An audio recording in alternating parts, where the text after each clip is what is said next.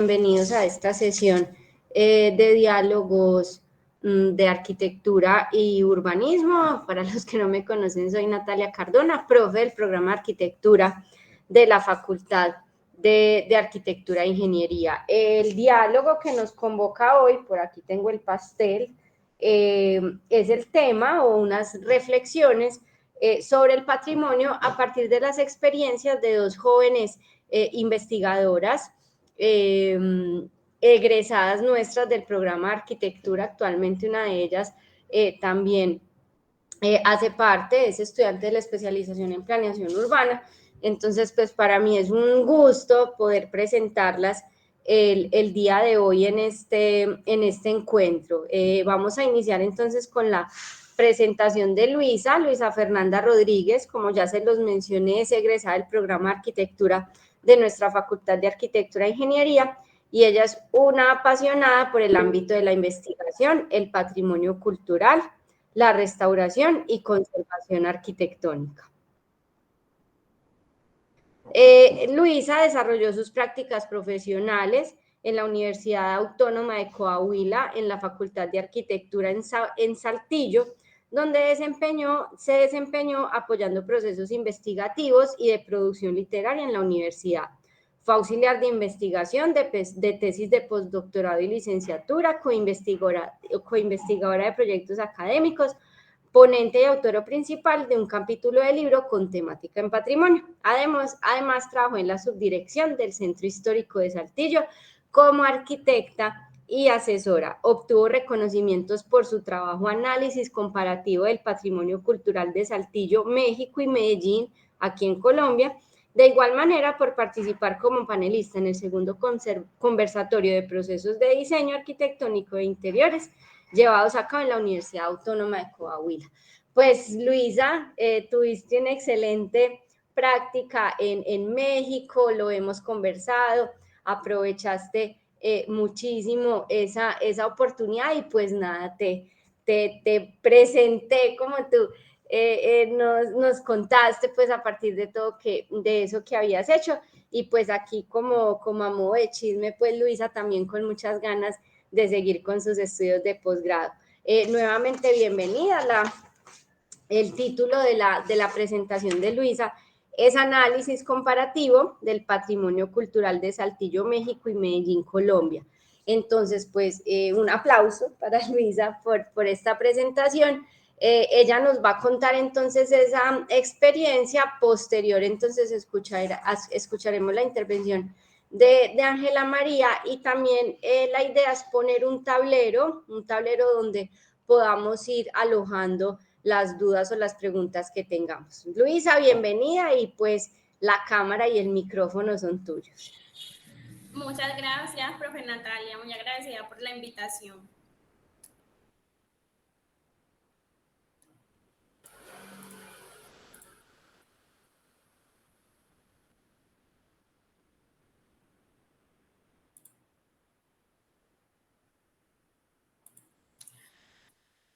Profe, entonces, que me rectifique que estén viendo y me estén escuchando perfectamente. Perfectamente, Luisa, estamos viendo tu presentación y te escuchamos bien. Claro que sí.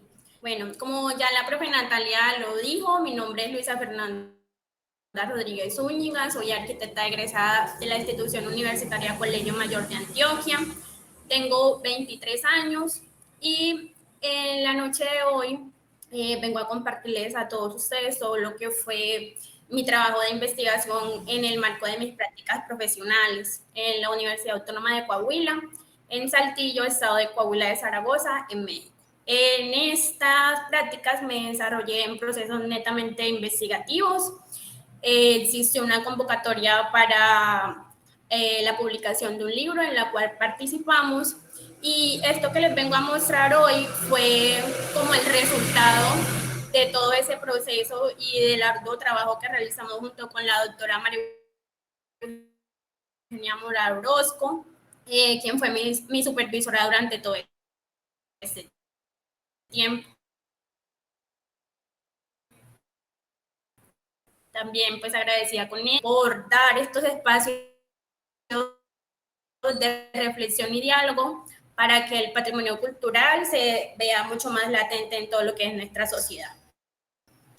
Sin más que anexar, mi tesis de investigación se llama Análisis comparativo del patrimonio cultural de Saltillo, México y Medellín, Colombia.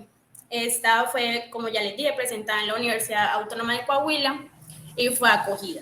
El comité de investigación solamente se compuso por 2 personas. Mi supervisora, que fue la doctora María Eugenia Mora Orozco, quien fue la que me acompañó y me extendió la invitación de irme a trabajar a la Universidad Autónoma. Ella también hace parte de todo lo que fue esta investigación, porque gracias a su apoyo, pues hoy también estoy presentándoles a todos ustedes estos resultados y yo figuro como la autora principal.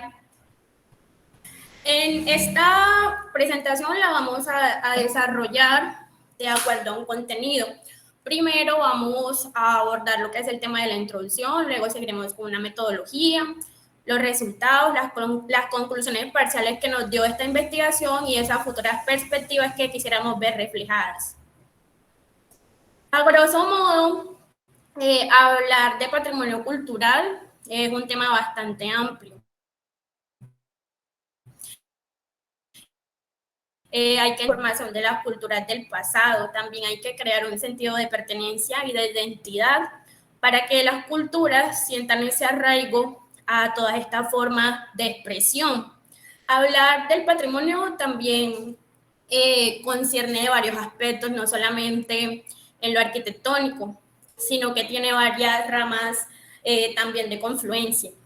Nosotros como arquitectos, más que todo, nos basamos en el estudio de esas edificaciones, estudiar esas tradiciones, las culturas y los avances que cada país ha tenido de acuerdo a esas épocas, entendiendo también el patrimonio cultural desde la forma en que se asientan las personas en el territorio, la forma como lo adaptan y lo transforman para poder entenderlo de una manera más clara y de que sus costumbres y legados se vayan transmitiendo de generación en generación. También implica la comprensión de herramientas esenciales para el diseño y la construcción de esas edificaciones. También es preciso afirmar y decir que esta arquitectura brota de acuerdo a unas necesidades del individuo, de convivir con su entorno, ¿cierto? Son fenómenos culturales como ese producto de transformaciones sociales y no solamente en el ámbito arquitectónico, sino también de la forma, la función, la forma en cómo se convive. Y estas herramientas que nos da la arquitectura, herramientas netamente conceptuales, nos permiten dar también cuenta de la importancia de la arquitectura vernácula y su conservación. Es preciso afirmar también que esta arquitectura tiene gran relevancia en estos siglos en los que estamos tan contemporáneos. También entender que de cierta forma la arquitectura se ha nutrido con todo lo que hemos traído del pasado, dando nuevas formas de reinterpretarla y adaptándolas a lo que hoy tenemos como esas tradiciones y esas costumbres. Esta investigación se basó mediante una metodología de tipo inductivo. Se analizaron características netamente constructivas particulares de esos casos de estudio, los cuales fueron 2. El primero es un caso de estudio mexicano que titula Casa de la Cultura de Saltillo, México, y el segundo es colombiano, Casa Toro Ceballos en Salamina, Caldas. La investigación también tiene que ver en cierta parte con una metodología cualitativa y descriptiva porque se desglosaron los objetos de estudio a partir de esas categorías de análisis que nos propusimos desde el inicio. También esas características compositivas propias de la época, como lo fueron la materialidad, la distribución arquitectónica, los ornamentos y la forma. Es preciso también traer a colación que mediante todo lo que fue el proceso de los resultados se nos presentaron varias dificultades en cuanto a que ambas nos encontramos en México y se nos hizo un poco complejo analizar todo lo que fue la arquitectura de Salamina, Caldas, por lo que no teníamos tanta información a la mano, entonces eso fueron como uno de los mayores retos.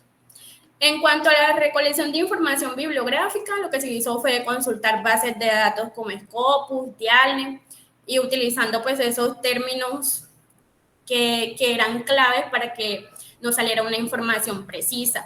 También utilizamos varios criterios de inclusión y exclusión. Los criterios de inclusión básicamente eran que fueran artículos recientes, idioma inglés, español, que tuvieran mucha producción gráfica y que también fueran muy cargados en todo lo que era el tema de arquitectura vernácula.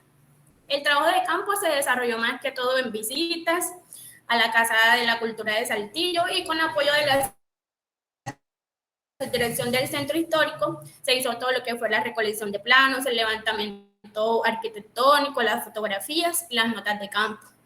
Y en las herramientas de captación de datos, después de que se levantó toda esa información, se realizaron fichas bibliográficas y unas tablas comparativas que mediante cada categoría de análisis nos permitió tener una mayor claridad de la información y así poder organizar todo lo que fue los resultados. Eso nos permitió estudiar el sistema constructivo de todas estas edificaciones a detalle.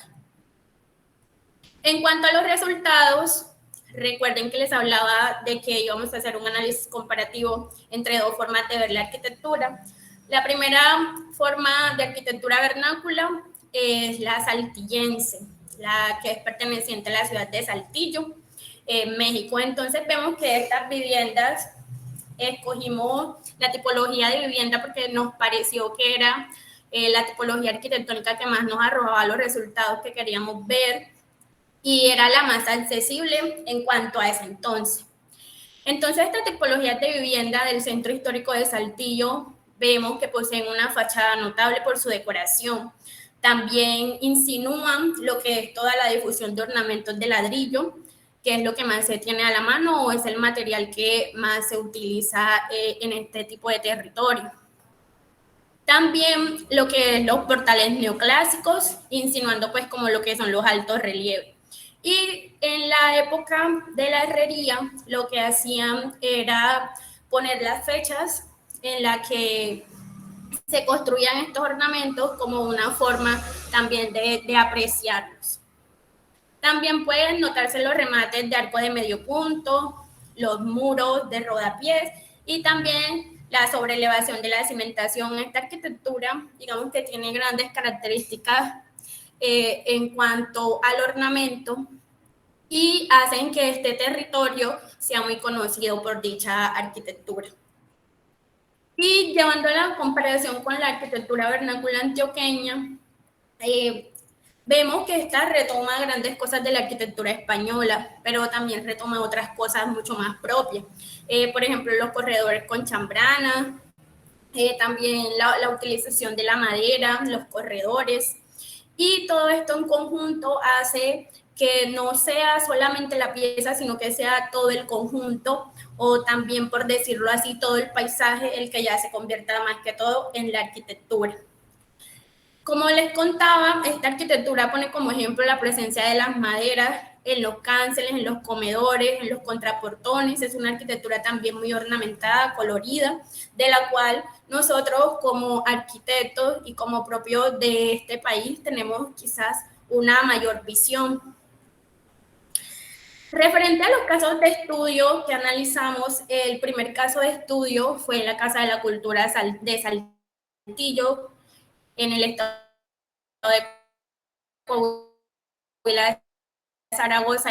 Analizar esta Casa de la Cultura que está ubicada en Miguel Hidalgo, entre Escobedo y Ramos, en la zona céntrica de Saltillo. Escogimos estas viviendas de la zona céntrica porque es las que más cuentan la historia de todo lo que pasó en ese entonces en la ciudad y de la forma en cómo las personas se apropiaban de este territorio e impregnaban sus saberes en la construcción. Esta casa fue construida en el siglo XIX, alrededor de 1892, como casa habitación, y era propiedad de la familia González Lobo. Era dedicada también a promover la cultura, funcionó como un hotel, oficinas militares, oficinas de gobierno, y actualmente fue albergada como Casa de la Cultura. También algo muy curioso es que con el fin de mitigar esos bajos niveles de confort que había dentro del inmueble por estar en una zona desértica, se emplean también estrategias de ventilación e iluminación natural que se rigen por esa utilización de sistemas como patios, arcos escarzanos, y que eso va ordenando todo alrededor de la vivienda. Y el caso de estudio 2, que es la casa Toro Ceballos en Salaminas Caldas, esta también fue una tipología que nos pareció precisa estudiarla, ya que se adapta muy bien a lo que es la pendiente. Tenemos unas diferencias notorias en lo que se refiere a la parte geográfica. En Saltillo eran manzanas muy planas, ya acá en Salaminas nos encontramos con ciertas pendientes que eso también configura todo lo que las estrategias formales de diseño y todo lo que se va llevando a cabo para que éstas funcionen correctamente. Esta tipología a estudiar está ubicada en la carrera 8, número 379 en Salaminas, un municipio del departamento de Caldas. Y en 1982 fue declarado Monumento Nacional debido a sus particularidades arquitectónicas y a sus reconstrucciones exactamente de la colonización antioqueña. Esta se declara mediante una resolución que es la 87 del 2 de febrero de ese año, del 2005, como bien de interés cultural nacional para ese conjunto urbano. Entonces nos pareció muy interesante estudiar estas viviendas que tienen cierta trayectoria y que tienen la lectura precisa de cómo se insertan en los territorios. Esta vivienda fue construida alrededor del siglo XVI, posee 2 plantas y se destaca lo que es el uso de corredores en sus 4 costados, la secuencia lineal de las habitaciones y las características del patio central. En esta planimetría lo que queríamos resaltar era la importancia del patio o del juego, del desplazamiento del mismo para las dos unidades habitacionales. A la izquierda tenemos la correspondiente a la Casa de la Cultura de México y a la derecha tenemos la de Salaminas Caldas, la Casa Toro Ceballos. Entonces, lo que más rescatamos de esta, que es a pesar de que son unos países que tienen diferentes condiciones climáticas, morfológicas y también de entender el territorio, por lo que se encuentran diferentes formas de que el individuo interactúe con su entorno. En México es muy limitado lo que son las maderas y estos materiales como los tenemos en Colombia. Entonces, lo que ellos hacen es una lectura precisa del lugar, tratan de incorporar todas esos saberes ancestrales que tienen y con lo que encuentran en el medio, que principalmente es piedra o tierra, hacen de estas construcciones algo muy sorprendente. Entonces nos damos cuenta lo que se mencionaba anteriormente, cómo se conjuga el patio central a ordenar todo lo que son la disposición de estos otros módulos o de estas otras partes de la casa. En las categorías de análisis empezamos descomponiendo todas las viviendas alrededor de lo que queríamos palpar. Primero empezamos por los muros. Vemos que los muros de la Casa de la Cultura de México son muros que son bastante anchos, de 90 centímetros a doble altura, que están ordenados alrededor de esos patios que van intercalados con zaguán, y que esa arquitectura vernácula también responde a todo lo que es la arquitectura del noreste de México. El adobe también es hecho al aire, se seca, se fragua y se le agrega paja o estiércol o demás materias primas que se tengan a la mano. La edificación cuenta con una superficie de 450 metros cuadrados y actualmente se encuentra pues en buenas condiciones, por lo que presenta unas patologías arquitectónicas leves. Y ya en contraposición a lo que es la arquitectura antioqueña o la colombiana, vemos que estos muros son en bareque y son construidos con materiales que se obtienen del sitio, como son la madera rolliza o el bambú. Esas son técnicas ancestrales de las cuales tenemos un mayor bagaje o en la academia hemos estudiado más a profundidad. Vemos que son rellenadas con paja o tierra y son apisonadas posteriormente. Son de estructura liviana, elástica y pues muy resistente a lo que son todas las partes sísmicas. En las columnas, en la Casa de la Cultura, vemos que son pilastras dobles de cantera de orden toscano y son dispuestas alrededor de todo lo que son los patios centrales. Mientras que en Colombia estas columnas son en madera netamente, poseen forma cuadrada, sin basa, sin capitel, son en proporciones pequeñas y son muy coloridas. También su altura varía entre 2,5 o 3,5 metros y son elaboradas a veces con madera de clavel, cedro negro, entre otras variaciones de vivienda que encontramos en el país. En cuanto a los recubrimientos, en México se utiliza todo lo que es el aplanado de pasta. La fachada se pinta con los recursos naturales que se encuentran como animales, que dan tonos rojizos, óxidos, colores característicos pues, de esas épocas. Y en Colombia lo que vemos son fachadas planas y coloridas que son recubiertas con esos materiales orgánicos que son base de pintura o de cal. Y los colores que estas reflejan son sentimientos que van arraigados con lo que es la alegría, la serenidad, la tranquilidad, y por eso van desde amarillos radiantes hasta verdes o blancos. En cuanto a las columnas, bueno, ya este tema se los había mencionado. En cuanto a las ventanas, en la arquitectura mexicana se destacan los marcos exteriores de cantera. La ornamentación se complementa con rejas, protectoras de hierro, porque esto fue como un avance tecnológico que ellos tuvieron, porque antes no se utilizaba todo lo que era esta parte de herrería. Las ventanas son en su mayoría de ancho pequeño y de altura poca.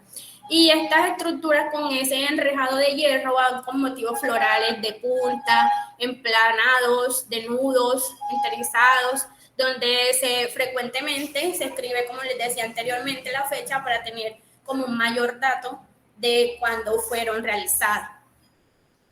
Y mientras que en Colombia estos ventanales resaltan todo lo que es el uso del color y las tipologías ornamentadas con el antepecho. Siempre se gozan como de esas formas geométricas con el ritmo desarrollado en la composición de la fachada, los arabescos que son presentes también o independientemente pueden ser repetidos, como lo están observando en la imagen, también lo que son las cornisas, todos esos elementos compositivos que son característicos de esta arquitectura antioqueña. Siguiendo con lo que es ese análisis comparativo en lo que concierne a las puertas, esta arquitectura saltillense se destaca por tener estas puertas de doble altura y se enmarca utilizando molduras, cornisas, pilastras, y estas muestras también lo que hacen es que se le da la oportunidad también al pequeño carpintero o a la persona que se dedica a este oficio también de lucir todos sus saberes que vienen desde saberes mucho más ancestrales. Esto también se hace con el fin de enmarcar las esquinas, limitar todo lo que son las entradas, las fachadas de esas edificaciones, y se utiliza también lo que son los remates y también las inscripciones de fecha con todo lo que es la parte de los ornamentos en herrería. Se le agrega esos ornamentos también que van en plomo porque muestran como es un metal que se explotó grandemente en la región, entonces por eso también se usa porque tenía abundante. En lo que es la arquitectura antioqueña, vemos que estas puertas están hechas de madera. Estos son unos elementos únicos como la máscara, que es un ornamento muy bonito que se usa mucho en esta arquitectura, la chapa de la puerta principal de acceso, el portón, la cornisa recta y estos accesos secundarios que también se le dan a un marco sencillo y hace que esta arquitectura tenga una connotación y se diferencie de otra. También vemos que son arquitecturas sumamente coloridas, en las cuales se destacan todos estos elementos compositivos y se hace un solo conjunto de una sola pieza que lo que demarca es su belleza. En cuanto a los pisos, en la Casa de la Cultura de Saltillo son en mosaico de pasta. Los rodapiés son de cantera y el entrepiso es de concreto armado y la forma es plana. Lo decoran también con digamos que partes propias de su arquitectura y también de su cultura, como son partes culturales de lo que ellos consideran, o vestimentas, colores. Eso es lo que se hace en esa arquitectura mexicana, llevar toda esa parte de la cultura a los pisos. O también pueden ser con motivos como mosaicos de lo que ellos consideran como que ese arraigo. Y en la arquitectura colombiana vemos que esos pisos son de madera laminados, en la parte interna está edificación y también mosaicos en piedra, en la parte central también. Lo que se busca con esto y con estas variaciones de piso es también el adecuado aprovechamiento de los espacios y también de marcar como la transición de espacio y espacio. En cuanto a las cubiertas, en la arquitectura saltillense son planas y en maderas, con pretiles altos, como una respuesta también para mitigar las altas temperaturas de lo que son del noreste, y con ella se logra sombrear la mayor superficie de esas cubiertas, disminuyendo lo que es la temperatura interior. Hay que tener presente algo que es muy importante, y es saber que por estar en esas zonas desérticas carecen de lluvia. Entonces, esto también es una respuesta a esas formas de mitigar esos calores y también a la forma de la captación de la misma. Por ejemplo, vemos que en Colombia, que sí hay altos niveles, se utiliza otro tipo, otra variación de cubierta, que es a 2 aguas, a 4 aguas. Entonces, todo esto ha sido respuesta de una lectura de ese entorno y una adaptación a lo que los asentamientos o lo que la propia necesidad de cubrirse te estaba pidiendo. En la arquitectura antioqueña, la teja es de barro y en madera, y es una estructura con madera rolliza o caña.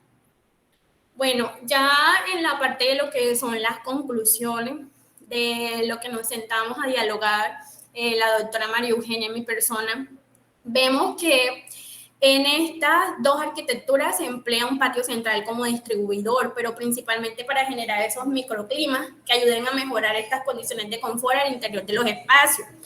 También se ubican alrededor de estos espacios para que todo el microclima, por decirlo así, tenga un mayor aprovechamiento en los espacios que están un poco cerrados. Entonces, esto nos indica que estos sistemas pasivos pueden ser empleados en distintos climas. Como lo vemos, en Colombia y en México se utilizan las mismas estrategias formales de diseño, lo que indica que si funcionan y si son aptas para ser replicables. Pero esto también requiere tener un control climático distinto a todo lo que es el interior de ellas y su construcción, ¿cierto? También entender cómo funcionan los materiales, cómo es esas cargas térmicas y también tener una reflexión más profunda de qué es lo que queremos lograr con esta arquitectura. Entonces, uno de las premisas que tenemos es esa, la utilización del patio central como distribuidor. Es algo en lo que ellos tienen semejanza, pero más adelante vamos a ver otras cosas en lo que sí están completamente alejadas. Otra semejanza es que se manipulan los materiales de la localidad con base en la tierra, que tiene pues esa inercia térmica, y también mejora todo lo que es el comportamiento al interior de los espacios. Nos damos cuenta que nuestros antepasados hacían mucho uso de todo lo que eran estrategias bioclimáticas como calados, la utilización de estas técnicas constructivas milenarias como el bareque, entre otras. Y esto lo que genera es que haya un mayor aprovechamiento en cuanto a estos espacios, unos climas más agradables, y se pueda así tener una mayor visión de qué es lo que se quiere dar a conocer mediante estas piezas.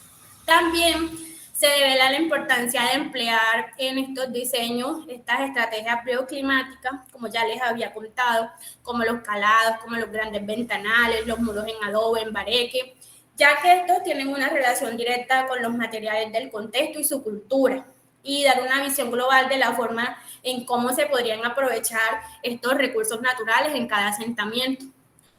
También es muy importante todo el tema de lo que es el patrimonio cultural, más que todo en su conservación y preservación, porque este nos ayuda a tener una visión más grande de cómo poder transformar esa arquitectura en una arquitectura mucho más contemporánea, de cómo coger esos saberes ancestrales y reinterpretarlo para así poder hacer unas piezas arquitectónicas mucho más confortables. Y en lo que sí vimos que los dos casos de estudio no estaban dialogando, es que no se puede definir un estilo particularmente dominante entre ellos, ya que esa construcción tiene diferentes características y técnicas empleadas que hacen cada inmueble único, aunque se hayan erigido en la misma franja temporal. Si bien son esos inmuebles muy contemporáneos, como lo veíamos en sus fechas, no podemos hablar de que responden a una misma tipología, quizás comparten cosas, pero no podríamos decir que los podemos estudiar a cada uno como si fuera un conjunto, porque cada uno responde a esas lecturas del lugar y a esos procesos que hicieron esos antepasados para ellos dejar su legado. En la futura perspectiva, vemos que es importante una posterior divulgación y valoración de todo lo que es el patrimonio cultural de estos inmuebles, de poder potencializarlos para convertirlos en atractivos y que estas ofertas institucionales vayan dentro de las rutas turísticas de cada localidad. Algo muy sorprendente era que, por ejemplo, yo nunca me había enfrentado a lo que era conocer otro tipo de arquitectura, palparla, tenerla. Entonces, digamos que es un choque cultural, quizás uno desconocer ciertas cosas culturales o ciertos atractivos que se encuentran en las ciudades. Entonces, más que hacer un capítulo de un libro, lo que queremos hacer es una divulgación no solamente académica, sino también que tenga otro trasfondo para que se vea que todos estos patrimonios podrían dialogar en conjunto y así hacer una ruta turística en ambos.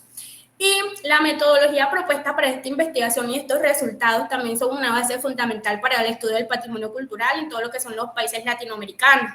Esto nos permite también enriquecer el conocimiento, de pasar de entender de qué forma funcionaban estos inmuebles y cuál era el valor cultural que presentaba cada pieza. Algo que funciona muy bien es que cada individuo tenga presente sus orígenes, de dónde viene, cuáles eran las técnicas que utilizaban sus antepasados y se arraigue a las mismas. ¿Por qué? Porque esto crea un sentido de cohesión y adhesión a todo lo que son las sociedades. No se puede hablar de preservación del patrimonio cultural sin antes tener una conciencia de todo lo que es la preservación del mismo. Y por ello es que este tema ha, digamos, cogido gran auge en lo que es este siglo, porque lo que se trata de hacer es preservarlo para su estudio posteriormente, para todo lo que son la parte académica, para tener un legado también y una base cultural para no desenfocarnos, ¿cierto?, de la parte de donde venimos. Y también en las futuras perspectivas, adquirir también un patrimonio social al encontrar una respuesta favorable frente a la generación de ese valor agregado de estos bienes inmuebles. Y también popularizando el conocimiento arquitectónico vernáculo y brindando la oportunidad de atesorar y estimular esas prácticas constructivas e históricas de cada región.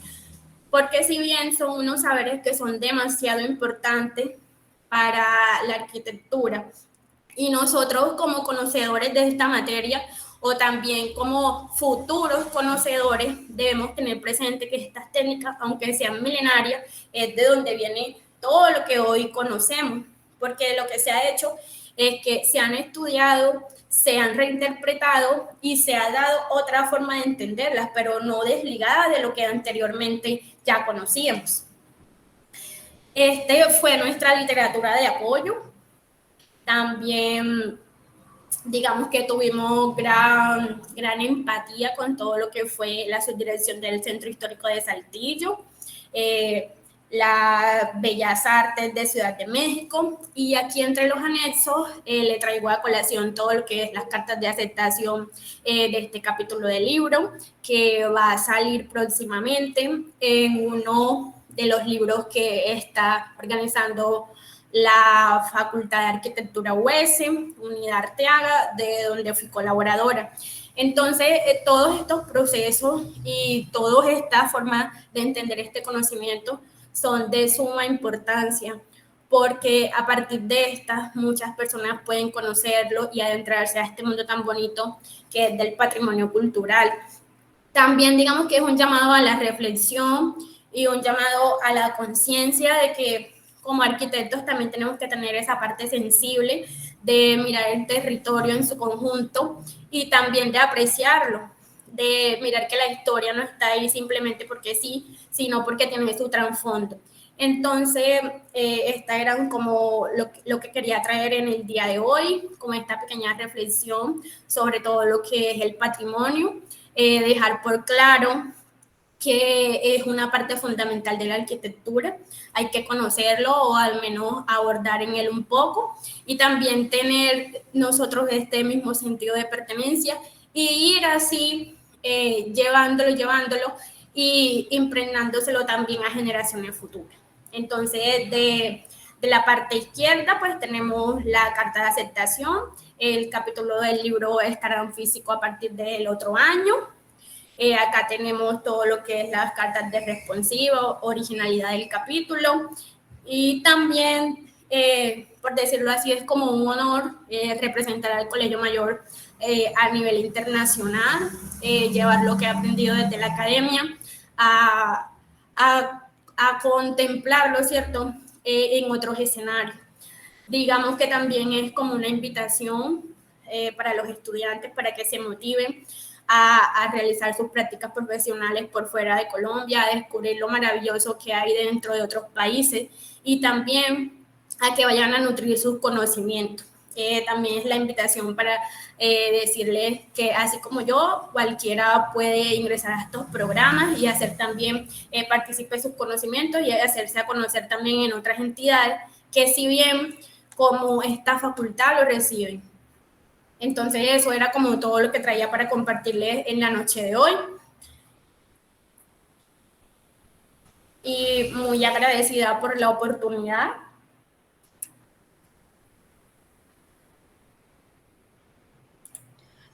Luisa, muchísimas gracias por tu intervención. Aquí la profe Sandra dice tremendo, que muchísimas gracias porque realmente es una intervención que nos motiva. Yo tengo un par de preguntas, pero las quiero dejar para el final, toda vez también que podamos escuchar a Ángela. Ángela, ¿estás por acá con nosotros? Buenas noches, sí, ¿cómo están? Hola Ángela, ¿cómo estás? Muy bien, muchas gracias. ¿Sí me escuchan?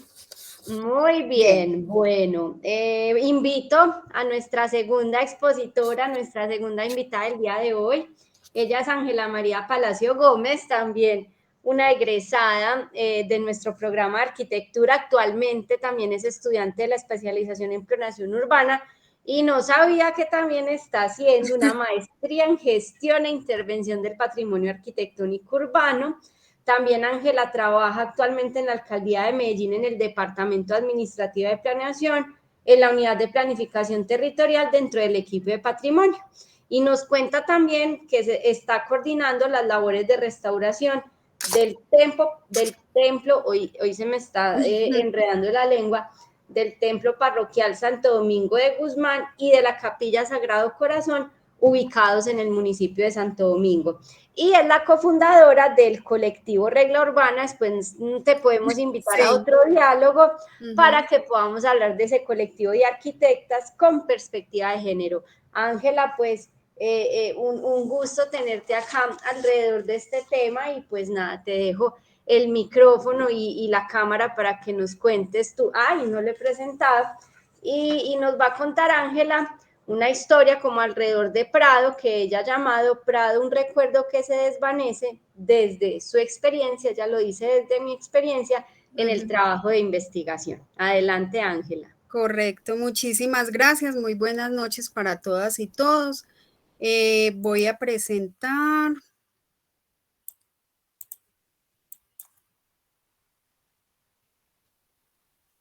Y me cuentan si están viendo la pantalla. Sí, vemos tu pantalla y te escuchamos. Listo. ¿Así la ven bien? Sí, compañeros. Listo. Bueno, muchísimas gracias. Bueno, sí, yo pues voy a hablar, el tema pues que les traigo esta noche es sobre Prado.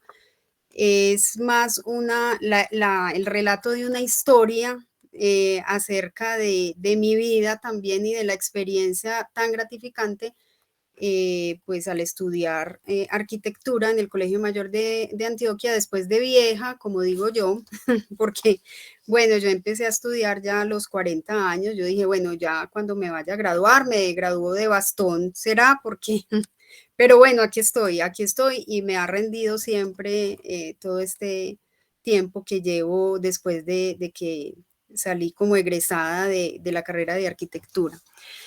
El tema con Prado, bueno, el barrio Prado, digamos que se desarrolló pues como un lugar para albergar a la clase alta de Medellín de la época de los años 1920, 1925, que fue cuando pues Prado comenzó a concebirse como un barrio para alojar estas clases altas del siglo XX en un periodo, pues digamos que de grandes cambios y modernos desarrollos en la ciudad, gracias pues como al auge económico de la industria y del comercio, pues que por aquella época en la ciudad se vivía. Entonces digamos que el desarrollo de Prado se dio gracias a los empresarios y comerciantes que fueron pues como los antioqueños que vieron la necesidad de establecerse en un barrio moderno, digámoslo así, y con expresiones diversas y de estilos pues arquitectónicos traídos de Europa y de Norteamérica, pues porque ellos, digamos que Ricardo Lano fue el principal gestor de esta idea. Y pues él viajaba mucho, también viajó a Barranquilla, en Barranquilla también hay un barrio que se llama el barrio Prado y también sus casas, digamos que son con grandes antejardines, como se pueden apreciar en el barrio Prado. Entonces, esta historia, más bien anecdótica, les cuento pues como mi experiencia con respecto a esta investigación. Yo nací, crecí y como digo yo me desarrollé en el barrio Prado, o no en el barrio Prado, más bien en Villahermosa, en esta casa que ustedes observan, es una casa de esquina. Es muy icónica porque tiene pues una virgencita a la que pues en el mes de mayo siempre iban a rezar o a orar y bueno. Esta, ya les voy a mostrar dónde se ubica esta casa. En esta esquinita azulita que ustedes ven acá, ¿cierto? Ahí, digamos que durante 25 años pude transitar por el barrio, caminando el barrio, como digo yo. Les leo este párrafo. Dice, desde allí, pues así comencé también esta historia, pues digámoslo así, desde allí se trazaba la ruta de un viaje hacia un cosmos de lugares desconocidos, nacidos de historias, recreadas por la fantasía de quien quisiera haberlos habitado. Así, simplemente sin saberlo, nació el amor por el barrio, la arquitectura, el patrimonio, la historia y las tradiciones. Entonces, desde este puntico, en todo el límite del barrio Prado, como lo observan ustedes acá, a mí me empezó como a gustar la arquitectura y como a tener ese interés por el barrio, porque claro, yo iba los domingos a misa con mi abuelita o con mi mamá y siempre caminaba, o sea, hasta la iglesia del Espíritu Santo, siempre caminaba, algunas veces por la misma cuadra, otras veces por otras cuadras, y siempre admirada de aquellas hermosas y lujosas casas.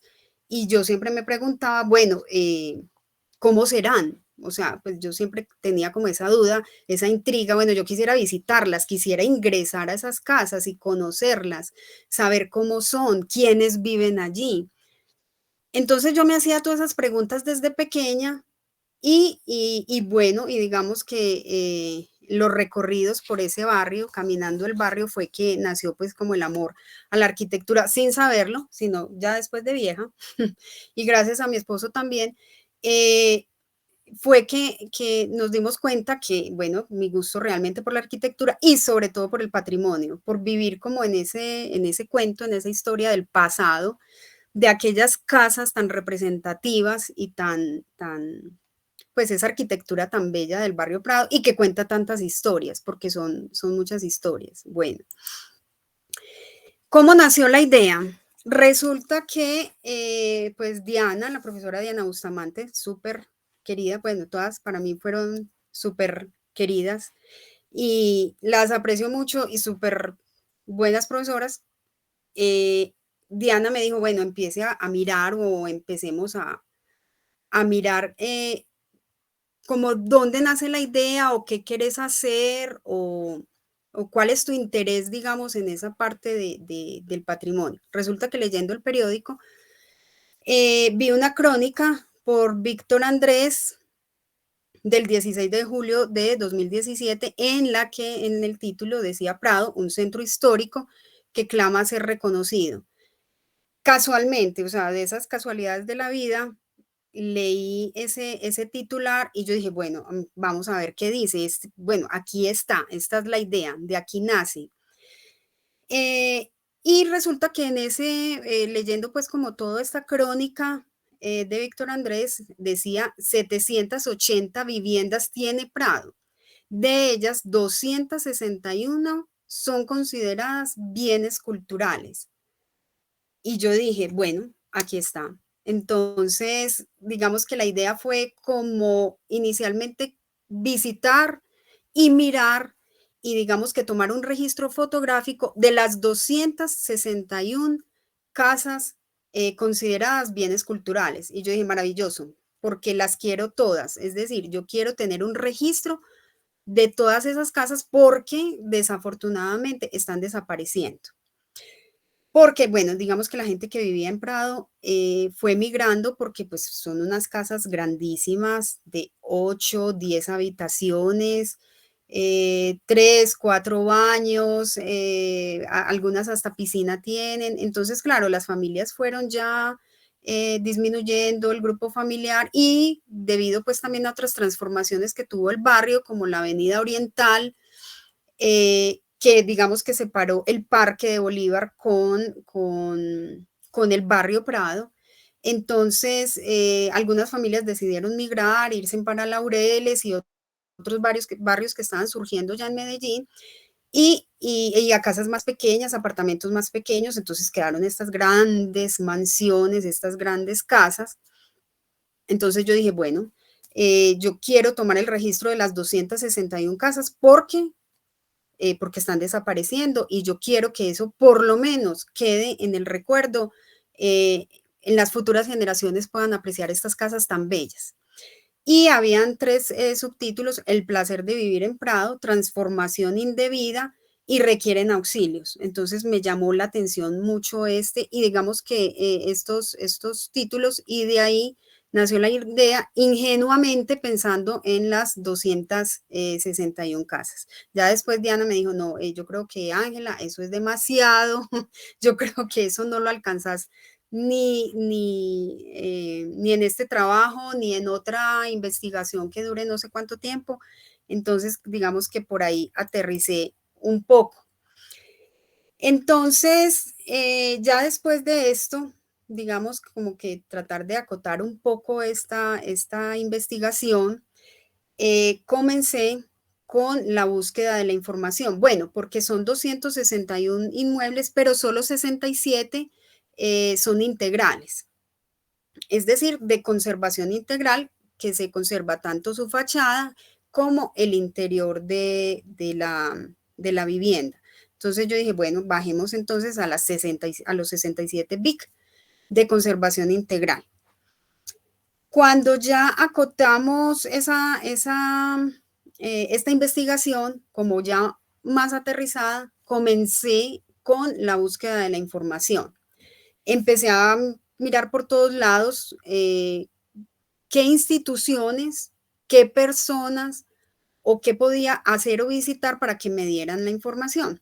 Entre ellas estaba la Casa del Patrimonio, cuando eso era una casa que también perteneció a la familia de Ricardo Lano, y en ese momento se encontraba, la estaba administrando pues la casa del Patrimonio. Bueno, eso siempre ha sido la alcaldía de Medellín, y también ahí mismo en esa misma cuadra, en Palacé, estaba también la Fundación Patrimonio para el Desarrollo. Esa sí estaba administrada por Mónica Pavón, que hasta hace poco también fue la directora del centro. También fui al Archivo Histórico de Medellín, a la Biblioteca Pública Piloto. También tuve la oportunidad de conocer a Evelyn Patiño en la alcaldía de Medellín. Desafortunadamente ella murió hace 2 años. No, creo que murió hace aproximadamente 2 años. Ella era la coordinadora de patrimonio, que inclusive pues como anécdota, cuando yo fui a la alcaldía a visitarla pues en búsqueda de información, y ella pues era la coordinadora, casi no consigo la cita, fue muy difícil acceder a ella. Finalmente me atendió como después de 3 llamados, y bueno, tuve la oportunidad de conocerla, y mi admiración pues era bastante grande porque tenía mucho conocimiento, y yo decía, qué rico trabajar aquí en el DAP, pues en el Departamento Administrativo de Planeación, y yo qué sueño, pues, y trabajar en patrimonio. Yo lo veía lejísimos, pero me llamaba mucho la atención, y yo dije, qué rico trabajar acá. Bueno, aquí como lo observan, pues yo me fui con un mapa. Yo empecé a buscar como toda la normatividad acerca del barrio Prado, y lo empecé a armar, y me fui con este mapa. Todavía lo tengo, todavía conservo muchas cositas de esa investigación. Lo empecé a armar y me fui allá a hablar con Evelyn, y Evelyn me empezó a decir, bueno, no, mira, esta norma cambió, esta sí es aquí, pero esta no es acá, esta la puedes cambiar por esta, y organizamos como todo el mapa conceptual con respecto a la norma. Aquí inclusive pues están sus anotaciones. Y también en la Casa del Patrimonio, pues esto que ustedes ven abajo es también información de algunas de las casas en el barrio Prado, que en esa época también me dieron el volantico. Entonces yo iba apoyándome de toda esta información. El decreto, pues el más importante, el 729 de 2007, que es el que contiene todas las casas.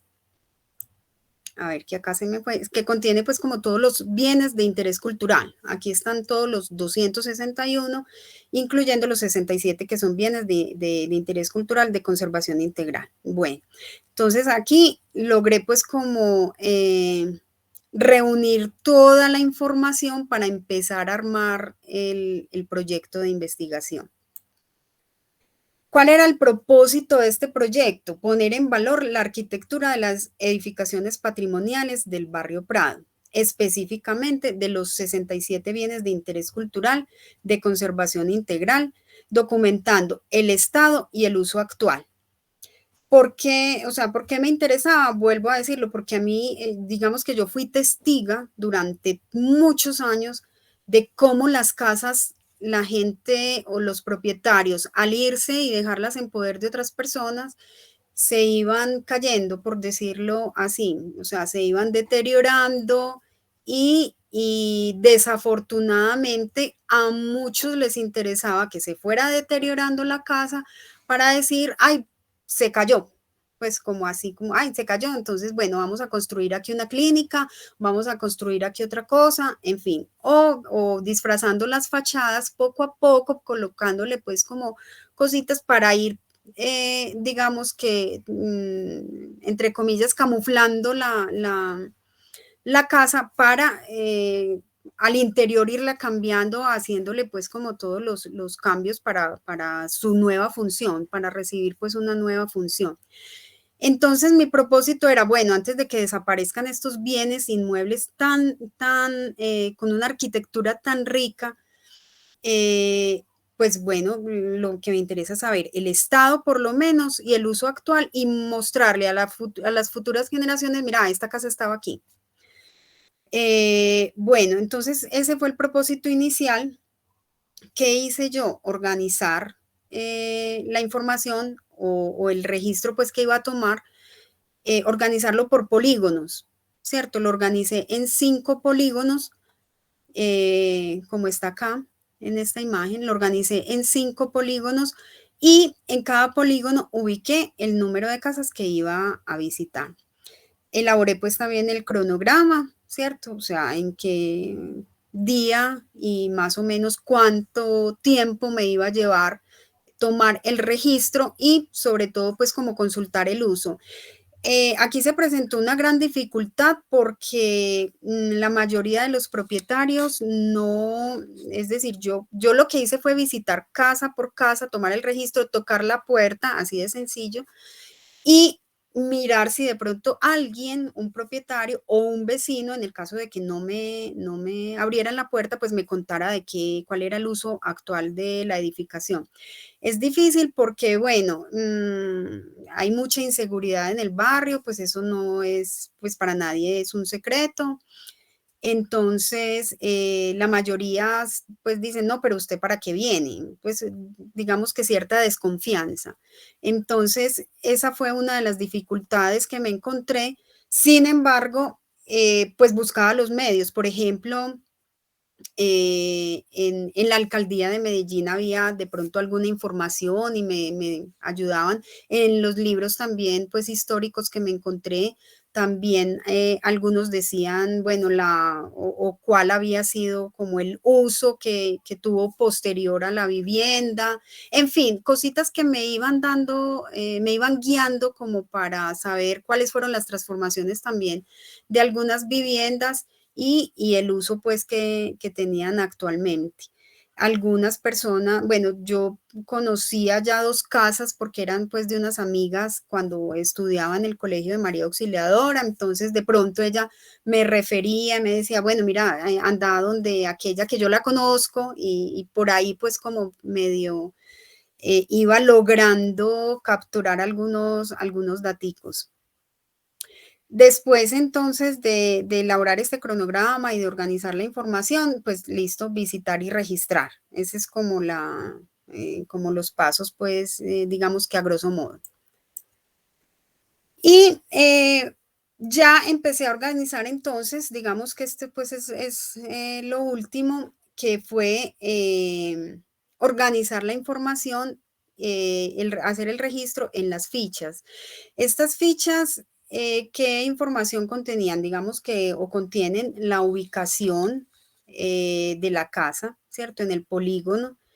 El dato, pues como si de pronto tenía la casa, si era de la familia tal, la familia Aguirre, la familia Jiménez, o si de pronto funcionaba una clínica, en algunas funcionan, por ejemplo, clínicas. Esta ficha que traigo acá, por ejemplo, que les muestro, es la ficha de una amiga del Colegio María Auxiliadora. Ya la señora, en ese momento que hice la visita, la señora vivía ahí, pues mi compañera de colegio ya no vive ahí, ella vive en Europa.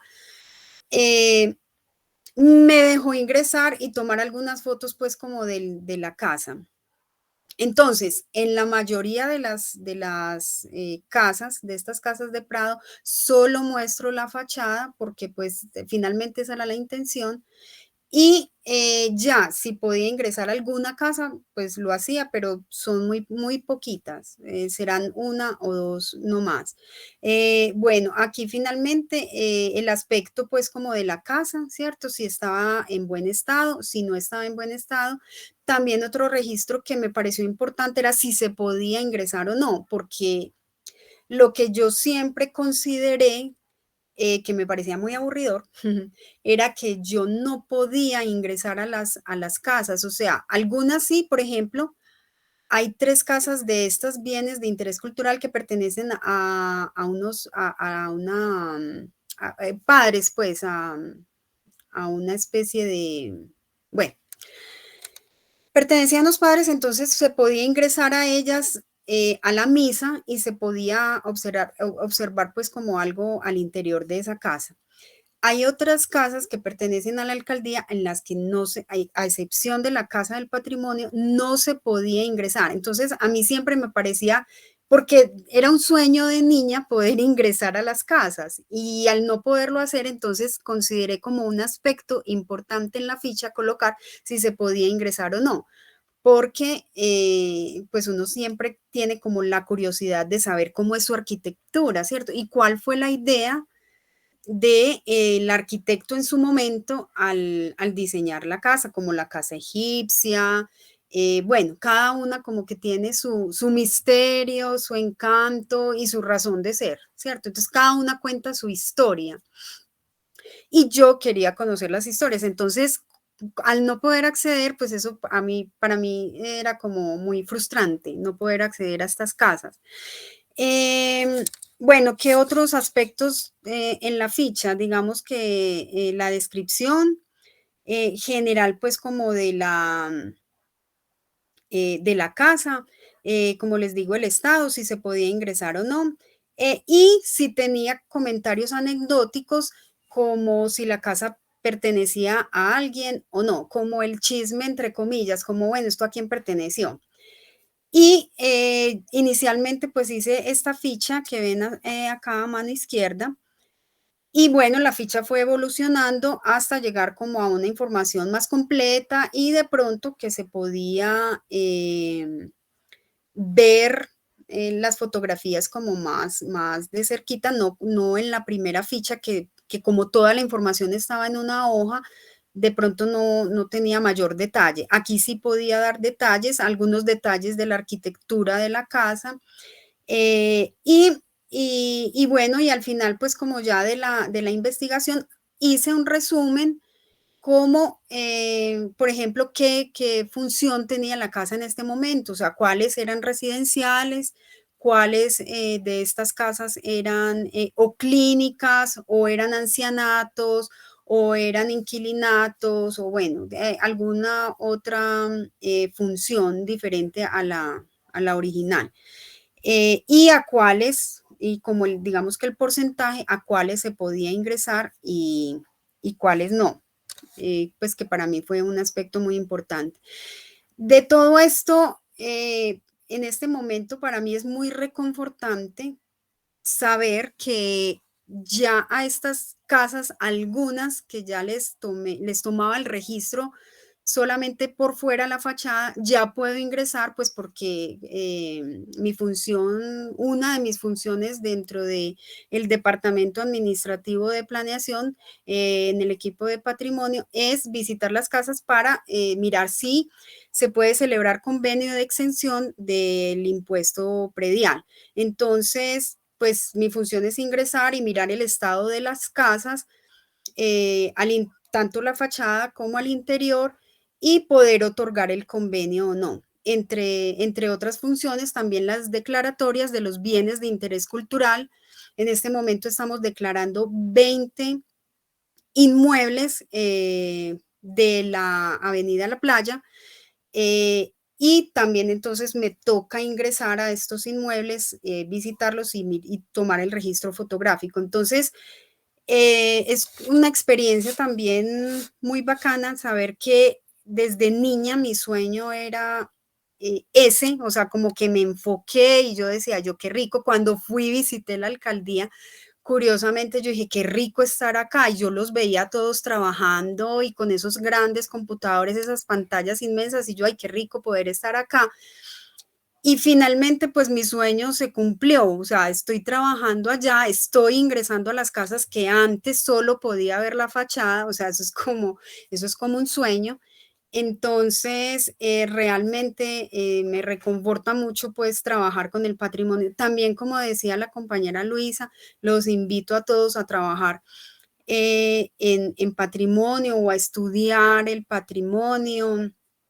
En este momento estoy haciendo pues una intervención también de la iglesia de Santo Domingo, en el municipio de Santo Domingo, y también es muy gratificante conocer y poder intervenir un templo de 225 años de historia en el que hemos encontrado muchas cosas, y saber que los dominicanos, por ejemplo, en este momento están felices viendo cómo está quedando el templo que tanto quieren y aprecian. Entonces, pues el municipio donde nació pues Tomás Carrasquilla, es muy costumbrista, entonces están en este momento pues como felices con la intervención que se está logrando.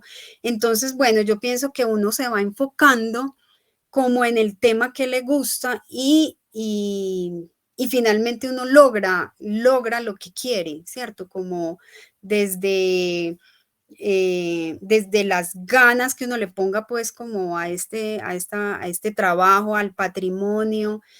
Se necesita mucha gente en patrimonio, de verdad que sí. En este momento, por ejemplo, tenemos déficit, es difícil conseguir personas, arquitectos, arquitectas o ingenieros o bueno, profesiones enfocadas en patrimonio. Está muy difícil, es muy escaso, entonces los invito a que se animen porque las oportunidades son muchas, muchas, muchas, muchas, de verdad que sí. Y esto es muy gratificante y muy apasionante. Bueno, esa es pues como la intervención y lo que les quería mostrar, algo más anecdótico, pero que de verdad que entusiasma, espero que los haya entusiasmado, que se animen a trabajar en patrimonio. Voy a por aquí a dejar de presentar. Ay, Ángela, no, muchísimas gracias. Pues yo como que las escucho y soy como toda emocionada porque realmente ambas, Ángela y Luisa, están pues súper empeliculadas con el tema. Me encanta que puedan mostrar sus avances. Fue muy particular porque cuando iba escuchando a Ángela, entonces iba poniendo las preguntas. Y lo más particular es que cada vez que avanzaba, las respondía, porque la última, o como la última que me surgió fue que si seguías investigando, y lo bonito es que sigues investigando porque ya pudiste entrar a esas casas que desde chiquita como que decías que querías entrar ahí. Sí, Entonces, yo creo que es una total. historia pues de motivación tremenda. Mira qué interesante lo que nos cuentas de que hay déficit de profesionales que acompañen este tipo de procesos patrimoniales. Entonces, pues a los arquitectos en formación y a los que ya están, que nos están escuchando, pues creo que se abre un abanico de oportunidades pues maravillosas. Celebro la presentación de ambas.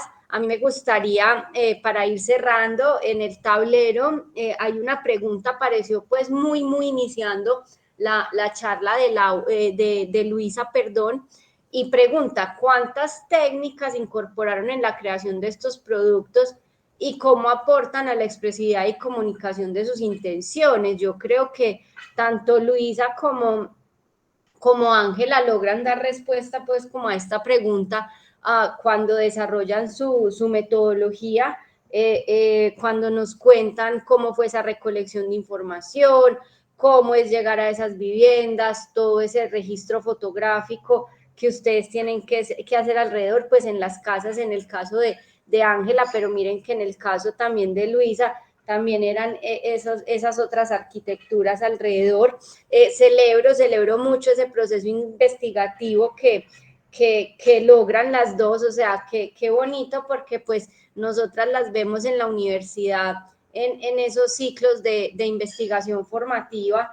En el caso de Ángela sí fue un ejercicio investigativo que la acompañó siempre en su carrera, pues siempre te notaste por ese interés hacia el patrimonio, pero ahí tengo una pregunta para Luisa, porque Luisa, por ejemplo, su tema de investigación fue otro. Entonces, Luisa, ¿cómo llega al patrimonio? Pues a interesarse por el patrimonio arquitectónico. Luisa, ¿estás ahí? Sí, profe, claro que sí. Bueno, yo en la academia estudié paisaje. Mis optativas fueron paisaje y patrimonio. Y yo me peliculé desde que empezamos a ver paisaje 1. Entonces la profe hablaba que el patrimonio, que el conjunto, que el patrimonio cultural, todo eso. Y pues uno todavía sin saber mucho y sin abordar como estos temas, yo dije, no, mi próxima optativa tiene que ser paisaje. Paisaje y patrimonio. Entonces, desde ahí, desde que empecé a estudiar paisaje con viendo no recuerdo el nombre de la profesora, pero una profesora muy buena, un buen ejemplo del Colegio Mayor. Con ella fue que me sale como este gusto y me iba muy bien como en las entregas, en todo lo que era pues este proceso académico, y desde ahí empecé a desarrollar como estas potencialidades. Luego me abre las puertas en la Universidad Autónoma, la profe Silvia, sí, claro que sí.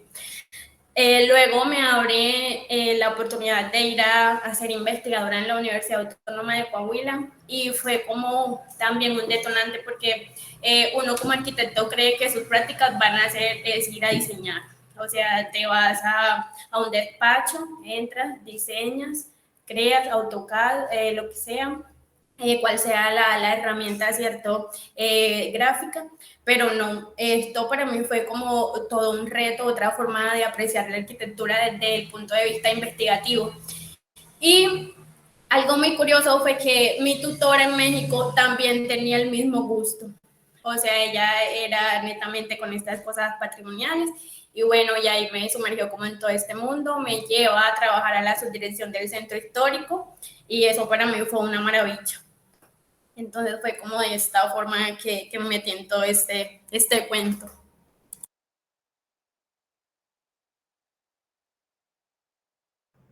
Súper, súper, Luisa, pues yo creo que, pues yo estoy muy contenta, o sea, las escucho, me gusta mucho, creo que deberíamos tener otro diálogo por ahí con ese tema del colectivo de Ángela. Creo que deberíamos hablar de ese tema de las arquitectas y esos temas de género en la arquitectura. Creo que podría ser un diálogo posterior. Felicitarlas, pues me atrevo a decirle aquí en el chat que tenemos los profes que las estamos escuchando, solo hay elogios, que qué tesas, que estas arquitectas del Colegio Mayor tremendas, que mucha pasión, que muy entregadas por sus ejercicios, y vuelvo, insisto, pues para mí es muy valioso escucharlas y que nos podamos ver en este tipo de espacios. Les agradezco nuevamente por acompañarnos. A los que se conectaron en esta sesión, recuerden que en el canal de YouTube del Semillero A+D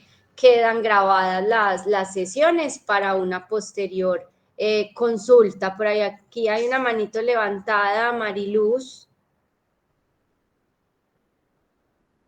Hola. Bueno, probablemente se le levantó la manito. Diana también. No sé si quieran decir algo. Hola. Bueno, yo también soy egresada del Colmayor. Yo soy biotecnóloga y estoy en México haciendo mi doctorado, y fui fiel seguidora del proceso de Luisa. Yo la verdad me emociono mucho de ver cómo, o sea, viví su proceso desde que inició a estudiar arquitectura. Y ver cómo se transforma ese proceso, ver cómo todo ese conocimiento adquirido en la academia lo pudo poner en práctica aquí en México, y ver ese amor, esa dedicación que los arquitectos del Colmayor le ponen a toda esta área. Y también resaltar que muchos elogios desde México para el Colmayor, para los arquitectos del Colegio Mayor, por todo el conocimiento, por cómo abordan cada una de los propósitos con los que vinieron aquí a México, o en especial Luisa. Y pues felicitarnos a ambas por esta intervención. Es muy interesante ver la arquitectura desde esta postura, y ver cómo desde su área de conocimiento podemos recuperar algunos conceptos ancestrales, y que cómo desde la arquitectura puedes conocer tu historia. Eso es muy importante. Entonces, pues felicitarla a las dos, Ángela por ese trabajo tan bonito que está haciendo, y Luisa también por todo ese trabajo, y pues que se le abran muchas puertas para todo ese futuro en la arquitectura. Gracias, Diana. Súper. Ángela, por aquí te dejaron un mensajito que se alegran mucho de que estés cumpliendo tus objetivos profesionales, que si nos puedes comentar, por favor, acerca de proyectos actuales en el barrio Prado por parte de la alcaldía, si de pronto tienes algo que contar. Sí, pues con respecto a esto, la agencia APP es una agencia que pues también es de la alcaldía de Medellín, pero es el operador urbano del barrio Prado. No sé si de pronto ustedes han visitado el barrio Prado últimamente, pero se hizo un parque en la parte final, pues digamos que al norte del barrio. Y sí, es un parque, digamos que el parque pues del barrio Prado era el Parque Bolívar, pero como la Avenida Oriental pues abruptamente se cruzó ahí, entonces se hizo este parque fue hace más o menos un año, 2 años.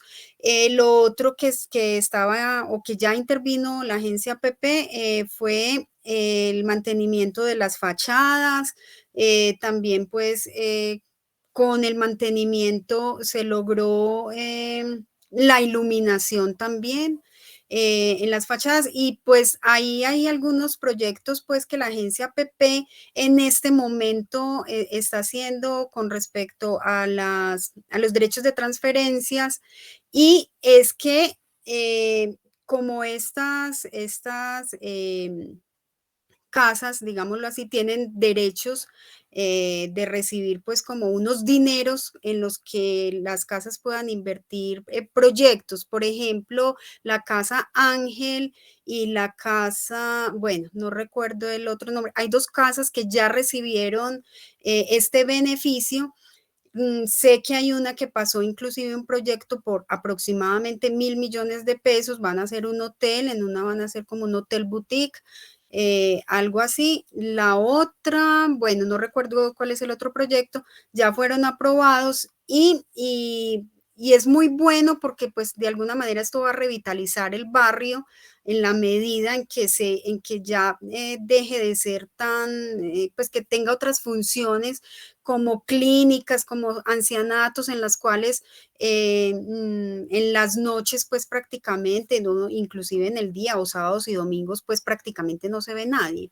Entonces gracias a estos proyectos que son operados por la agencia PP, pues la intención es esa, de que pueda generarse como otras dinámicas en las que el barrio pueda funcionar las día y noche, pues digamos que las 24 horas, o si por lo menos no las 24 horas, por lo menos sábados, domingos y en ciertos horarios en que el barrio pues permanece muy solo. Entonces, con nuevas actividades y nuevas dinámicas, lo que se pretende es eso, pues que se pueda volver a habitar el barrio, inclusive hasta con los inquilinatos también en este momento estoy manejando un proyecto, un plan piloto del primer inquilinato en el barrio Prado. En este momento ya radicamos en curaduría y esperemos, ojalá, está muy difícil, pero esperemos lograr sacarlo adelante. Y bueno, y todas estas cositas van ayudando como a revitalizar el barrio.